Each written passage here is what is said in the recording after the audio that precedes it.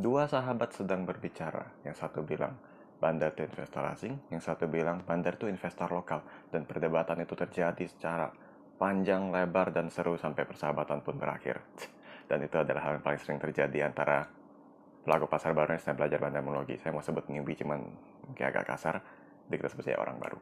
Dan sebelumnya saya ucapkan selamat datang di vlog saya. Bersama saya William Hartanto. Kita akan membahas pasar modal dari sisi bandarmologi. Jadi apakah bandar itu pasti selalu asing? Saya sendiri sebenarnya tertarik sekali untuk membahas topik ini tentang bandar itu lokal atau asing. Walaupun ini sebenarnya topik yang dasar, mungkin beberapa yang sudah kenal saya udah tahu banget tentang jawaban saya kemungkinan besarnya apa gitu. Tapi nggak ada salahnya, saya sekarang lagi di YouTube membuat video, mungkin banyak yang perlu juga tahu tentang hal ini. Nah, jawabannya sebenarnya sederhana dan saya bisa langsung jawabannya. Bandar itu biasa siapa aja, bisa asing, bisa lokal, bisa fund manager, bisa saya, bisa juga situ yang lagi nonton. Ya, situ yang lagi nonton. Serius deh. Karena kata bandar itu datang dari mana? Itu datang dari kemampuan dana untuk memanipulasi harga saham atau di mana kedatangan pelaku itu, broker itu atau orang itu ketika dia melakukan pembelian atau penjualan saham menghasilkan reaksi yang luar biasa terhadap orang-orang lain yang melihat saham tersebut dan terjadi manipulasi harga. Terjadi sebuah tren khusus, terbentuknya tren itu di luar dari sentimen dan lain-lainnya, yang mana ketika dicari tahu jawabannya apa yang bikin harga saham itu naik, itu karena ada yang beli atau karena ada yang distribusi, dan siapa orangnya biasanya dicari oleh brokernya.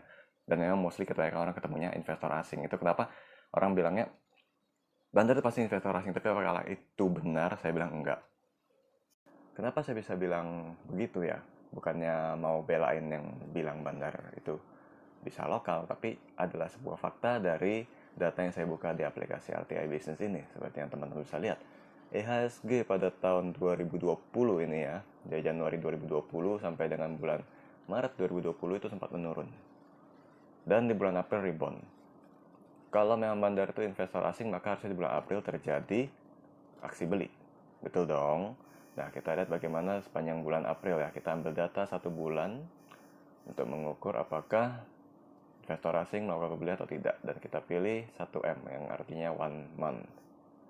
Ternyata net sell di all market 6,08 triliun, di regular market 7,07 triliun. Ini adalah bukti bahwa saham atau IHSG saat ini sedang naik. Itu bukan karena investor asing. Oke, terus saya udah bilang, investor asing bukan bandar. Dan memang dari data yang tadi kita dapat jelas banget ya, investor asing jualan, IHSG naik. Berarti bandara siapa? Ya lokal. Kan cuma tinggal bolak-balik data aja sebenarnya gitu kan. Ya, datanya yang net banyak lokal, ya berarti penggeraknya lokal, bandarnya lokal.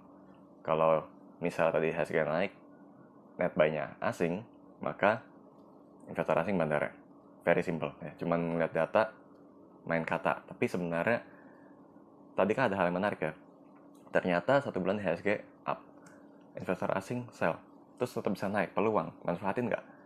Well, it's up to you ya. Maksud saya, kalau teman-teman percaya dengan peran investor asing lebih kuat, dengan faktanya sih sebenarnya kalau lihat dari historinya, investor asing punya peran cukup kuat di pasar modal kita. Tapi kalau itu membuat kepercayaan teman-teman jadi kuat pada investor asing, maka memang ada baiknya wait and see supaya ketenangan kepikiran dan hati juga gitu kan. Tapi kalau misalnya tipikalnya mau yang cuek aja, siapapun boleh menjadi bandar gitu kan, seperti yang saya bilang tadi.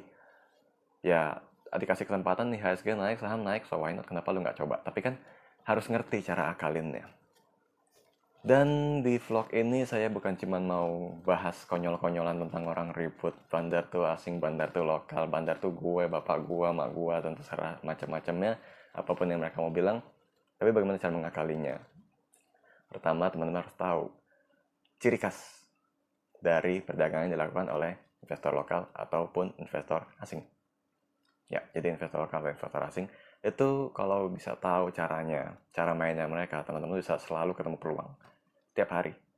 Tapi setelah itu kembali pada strategi masing-masing ya. Jadi misalnya setelah saya sebut ini merasa nggak cocok lah sama gue, ya udah nggak usah beli, nggak apa-apa. Tapi kalau misalnya merasa oke, bisa ditiru, make sense, boleh dicoba, silakan, dan nanti akan lihat hasilnya. Nah, dapat data tadi menarik ya. IHSG 1 bulan naik, investor asing jualan, yang naiknya investor lokal, dan dalam waktu yang segitu cepat IHSG naiknya lumayan kalau lihat dari chartnya tadi ya.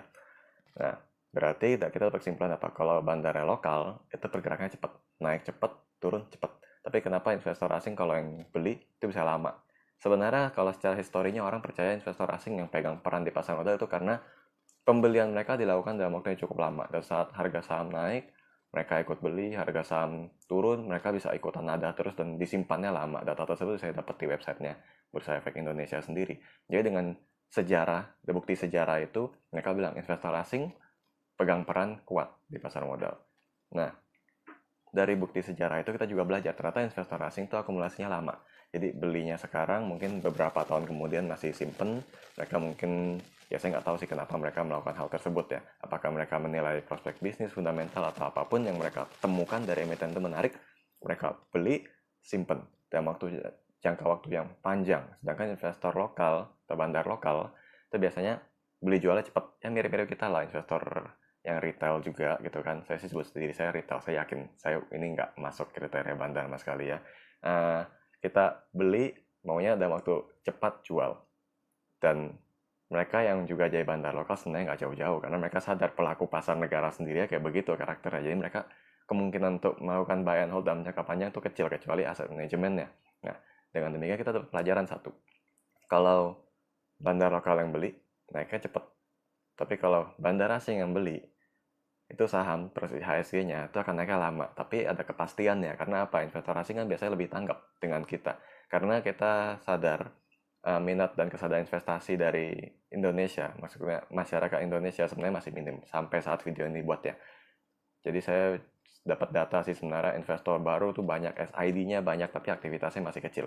Jadi lu punya account tapi lu nggak transaksi, what for gitu kan. Nah, jadi kesadaran investasi itu masih kecil. Nah, mereka biasanya lebih tanggap duluan dengan situasi, mereka beli duluan. Karena itu adanya unsur kepastian dari akumulasi oleh investor asing. Nah, sekarang bagaimana menyikapinya? Gampang aja sih. Maksud saya tadi saya bilang balik ke style-nya teman-teman ya. Kalau teman-teman merasa, gue maunya ikutin investor asing doang. Kalau asing nggak beli, nggak tenang. Ya udah, nggak usah paksain. Tapi chart depan mata naik. Well, ingat, nggak ada kata telat untuk beli saham kalau memang ada waktunya. Tapi kalau misalnya yakin semua momen bisa ditabrak, bisa diikutin, dan do it. Nggak ada yang larang. Gitu kan. Nah, kalau misalnya teman-teman nanya apakah saya ngerti dengan kondisi begini, saya akan ikutin kesempatan atau enggak. Saya pribadi akan, tapi saya juga tentu memastikan benar-benar bandar lokal pun akumulasinya memungkinkan saya untuk, ya let's say beli hari ini, jual paling telat besok masih bisa. Jangan beli hari ini, jual harus hari ini juga, dan waktunya hitungan menit doang. Nah, itu bahaya banget. Karena kalau misalnya saya telat dikit, entah harus makan kayak ngapain kayak gitu kan, entah bikin video baru kayak konten di website atau yang lainnya, terus saya tinggal tahu-tahu turun tuh, wah loss banget buat saya dan tuh bisa disayangkan banget. So itu trik yang sangat mudah buat temen-temen, tinggal sesuaikan strategi. Ingat, keberhasilan kita di pasar modal tuh bukan pada seberapa banyak ilmu yang kita pelajarin, siapa mentor kita, atau berapa banyak buku dan seminar yang kita ikutin tuh nggak menentukan. Berapa banyak uang yang kita pelajari untuk sekolah nggak menentukan, karena sekolah yang benar itu saat kita trading. Nah, jadi stock market itu buat saya mirip sama martial arts. Artinya apa? Kita belajar banyak jurus, tapi saat berantem beneran, mana yang cocok itu yang menentukan. So selalu ingat, sesuaikan diri dengan pasar. Easy. Silahkan dicoba, dan kalau ada pendapat silahkan komen di bawah. Kita diskusi lebih dalam. Sampai ketemu pada vlog berikutnya. Kalau Anda suka dengan konten dan channel saya, silahkan like dan subscribe. Dan kita akan lebih banyak membahas saham dari sisi bandarmologi lagi. Sampai bertemu pada vlog berikutnya. See you!